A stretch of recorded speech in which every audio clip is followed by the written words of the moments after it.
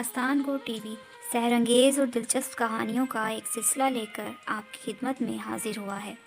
ان سحر انگیز کہانیوں کو سننے کے لیے ہمارے چینل داستان گو کو سبسکرائب کریں اور بیل آئیکن کو دبا کر ہر آنے والی نئی ویڈیو سے باخبر رہیں۔ دلفگار ایپیسوڈ 29۔ گھر پہنچنے پر ندا اپنے بیڈ روم میں تنہا کھڑی چہرے کو نازک ہاتھوں سے چھپائے پھوٹ پھوٹ کر روتی رہی۔ آج اس کی محبت کی سرے بازار رسوائی ہوئی تھی۔ فراز کے ساتھ نادیہ کو دیکھ کر ندا کا نازک دل پاش پاش ہو گیا۔ اسے یہ بات اپنی محبت کی توہین اور بے عزتی محسوس ہوئی تھی۔ گو کہ یہ محبت ماضی کا حصہ تھی، لیکن فراز ندا سے منسوب رہ چکا تھا اور آج کوئی اور ندا کی جگہ سنبھالے اس سے محبت کا اظہار کر رہا تھا۔ ندا کے نازک دل کے لیے اتنا ستم ہی کافی تھا۔ ندا بہت دیر تک فراز کے بارے میں سوچتے ہوئے روتی رہی۔ پھر عفت کے آ جانے پر ندا اس کے گلے لگے روتی رہی۔ عفت، میرا حق، میری محبت رسوا ہو گئے، ندا نے روتے ہوئے کہا۔ ندا میری جان، یوں مت رو۔ فراز اس قابل نہیں کہ تم جیسی لڑکی اس کے لیے محبت جیسے معصوم اور پاکیزہ جذبات رکھے۔ وہ اسی قابل ہے کہ اسے نادیہ جیسی کم ظرف اور چھوٹی سوچ رکھنے والی لڑکی ملے۔ عفت نے ندا کے بال سہلاتے ہوئے کہا۔ ندا کے دل کو شدید چوٹ لگی تھی۔ اس کی آنکھیں آنسوں سے لبریز تھیں۔ میری قسمت مجھے جلتے دیکھنا چاہتی ہے عفت، میں یوں ہی تڑپتی مر جاؤں گی۔ ندا ایسی باتیں نہ کرو، بھول جاؤ فراز کو، وہ تمہارے قابل نہیں تھا۔ عفت ندا کو دلاسے دیتی رہی۔ فراز سے بدلہ لے کر اور اسے نقصان پہنچا کر بھی ندا کو اتنی خوشی نہیں ہوئی تھی جتنا دکھ نادیہ کو فراز کے ساتھ دیکھ کر ندا کو ہوا تھا۔ جانو ایسے غمزدہ بیٹھی رہو گی تو میرا دل پھٹ جائے گا۔ اگلے روز دوپہر کو عفت نے اپنے سامنے خاموش بیٹھی ندا کے سر میں تیل لگاتے ہوئے پیار سے کہا۔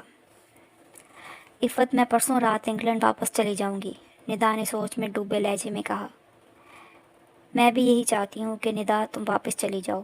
یہاں رہو گی تو اپنے دل کو ناحق تکلیف دیتی رہو گی، اور میں تو کہتی ہوں کہ تم اس ذلیل شخص کی شادی پر بھی مت جانا اور اس سے اپنا آرڈر بھی کینسل کرنے کا کہہ دو۔ عفت نے دل کی بھڑاس نکالتے ہوئے کہا۔ نہیں عفت، اب یہ سب کچھ بے معنی ہو چکا ہے۔ میں جیت کر بھی ہار گئی اور فراز ہار کر بھی جیت گیا، لیکن میں فراز سے آخری بار ملنے اس کی رسم کی رات ضرور جاؤں گی۔ ندا ساکت بیٹھی بولتی رہی، اس کا لہجہ جذبات سے عاری تھا۔ عفت دل ہی دل میں شدید کرب محسوس کر رہی تھی۔ ندا کی حالت اس کی برداشت سے باہر تھی۔ ندا، میں بھی فراز کے گھر تمہارے ساتھ چلوں گی، عفت نے کہا۔ نہیں عفت، مجھے اپنا معاملہ خود نپٹا لینے دو، میں جلد ہی اس سے مل کر واپس آ جاؤں گی، ندا نے مڑ کر عفت کی طرف دیکھتے ہوئے کہا۔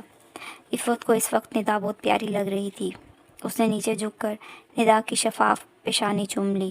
چاندنی کے لیے تو چاند چاہیے ہوتا ہے، تم نے تو گرہن کو خود پہ مسلط کر رکھا تھا، عفت نے فراز کے حوالے سے بات کرتے ہوئے کہا۔ چاندنی چاند سے ہوتی ہے، چاند کے بغیر چاندنی کا وجود مٹ جاتا ہے، ندا نے لمبی پلکوں کی جھالر مستی بھری آنکھوں سے اٹھاتے ہوئے اداسی بھرے لہجے میں کہا۔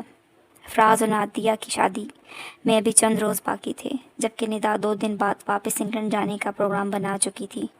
اگلے دن ندا اپنا سامان وغیرہ پیک کرتی رہی، پھر وہ خاموشی سے اپنے والد کی قبر پر پہنچ گئی۔ ڈیڈی، آج آپ سے الوداعی ملاقات کرنے آئی ہوں۔ شاید زندگی میں دوبارہ کبھی پاکستان نہ آؤں، لیکن اگر کبھی آپ کی یاد پر قابو نہ رہا تو میں کیا کروں گی ڈیڈی؟ آپ کی بیٹی کی زندگی برباد ہو گئی۔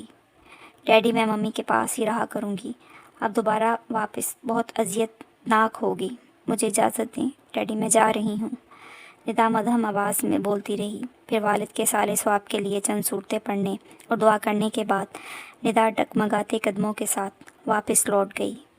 عفت، یہ میری طرف سے تمہارے لیے شادی کا تحفہ ہے، ندا نے اپنے شاندار کار کی چابی عفت کی طرف بڑھا کر کہا۔ ندا، مجھے کچھ نہیں چاہیے، عفت نے ندا کی طرف سے منہ پھیر کر کہا۔ ارے میرے ساتھ یہ زبان مت چلایا کرو اور خاموشی سے چابی رکھ لو، ورنہ قسم سے زندگی بھر کے لیے کٹی کر لوں گی، ندا نے عفت کے ساتھ لپٹ کر کہا۔ ندا، میں اسے بیچ کر رقم تمہیں بھجوا دوں گی، عفت نے کہا۔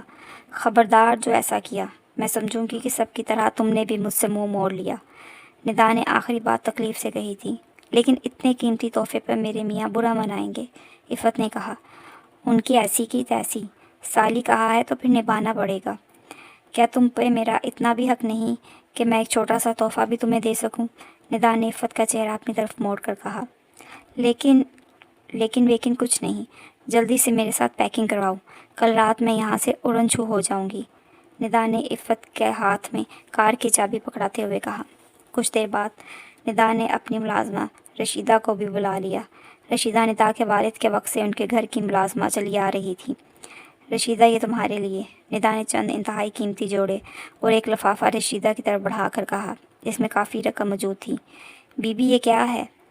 اس نے خوف زدہ سی آواز میں لفافے میں پڑی رقم کی طرف اشارہ کر کے کہا۔ سانپ نہیں ہے اس میں، کچھ پیسے ہیں، رکھ لو۔ اور ہاں رشیدہ، اگلے ماہ تک یہ گھر میرے پاس تھا، کرایہ وغیرہ ادا کر چکی ہوں میں تو اب جا رہی ہوں، لیکن تم یہ گھر اگلے ماہ ہی خالی کرنا، اس وقت تک موج کرو اس گھر میں، ندا نے آہستہ سے مسکرا کے کہا۔ پھر ندا فون کی طرف بڑھ گئی۔ اس نے اپنے خاندانی وکیل رحمانی صاحب کو کراچی میں فون کر کے بتا دیا کہ وہ واپس جا رہی ہے۔ رحمانی صاحب نے کہا کہ وہ اس سے ملنے لاہور آئیں گے، لیکن ندا نے انہیں ایسا کرنے سے منع کر دیا کہ کہیں ناحق انہیں تکلیف ہوگی۔ یہ سب کام نپٹا کر ندا اپنے آپ کو فارغ محسوس کر رہی تھی، لیکن ایک مسلسل اداسی اور دکھ کی کیفیت تھی جو ندا کے نازک دل پر چھائی ہوئی تھی۔ یہ اداسی ندا کے دل کا سکون غارت کرنے کے لیے کافی تھی۔ مس بنش، آپ کل شام آ رہی ہیں میری طرف؟ آپ کو رسم حنا کا کارڈ تو میں دے ہی چکا ہوں، فراز نے اسی شام فون پر ندا سے کہا۔ مسٹر فراز، مجھے اچھی طرح سے یاد ہے اور میں ضرور آؤں گی، ندا نے سنجیدہ انداز میں کہا۔ مس بنش، آپ کی آواز بھاری ہو رہی ہے، آپ کی طبیعت تو ٹھیک ہے؟ ندا کے لہجے میں درد محسوس کرتے ہوئے فراز نے پوچھا۔ میں ٹھیک ہوں، ندا نے اپنے جذبات کو کنٹرول کرتے ہوئے جواب دیا۔ مس بنش، اگر آپ برا نہ منائے تو میں آپ کی طرف چلا آؤں، میں آپ کو وہ تصویریں دکھانا چاہتا تھا جن کے بارے میں کافی روز پہلے بات ہوئی تھی، فراز نے کہا۔ نہیں مسٹر فراز، آج میں مصروف ہوں، کل شام آپ کے گھر پہ وہ تصویریں دیکھوں گی، ندا کے لہجے کی سنجیدگی بڑھتی جا رہی تھی۔ پھر اس نے خدا حافظ کہہ کے فون رکھ دیا۔ دراصل فراز بنش سے ملنا، اسے دیکھنا چاہتا تھا، کیونکہ پچھلے کئی روز سے بنش سے اس کی ملاقات نہیں ہوئی تھی، لیکن فراز کی توقع کے عین مطابق بنش نے اس سے ملنے کی اجازت نہیں دی تھی۔ اگلے روز شام کے وقت فراز کے گھر کو خوبصورتی کے ساتھ سجایا گیا تھا۔ اس خوشی کے موقع پر فراز خوش نہیں تھا۔ اس نے ایک فرض ہی کی طرح اس رشتے کو نبھانے کا فیصلہ کیا تھا۔ تقریباً سبھی مہمان آ چکے تھے، لیکن فراز کی بے چینی بدستور قائم تھی۔ بنش بخاری ابھی تک نہیں آئی تھی۔ وہ فراز کو اسی کا انتظار تڑپانے کی حد تک بے چین کیے ہوئے تھا۔ آج صبح ہی فراز نے بنش بخاری کا لیدر جیکٹس اور دوسری مصنوعات کا آرڈر مکمل کر کے انگلینڈ بھجوا دیا تھا، اور اس کی بنش سے فون پر بات ہوئی تھی۔ اس نے مہندی بڑھانے کے لیے کہا تھا۔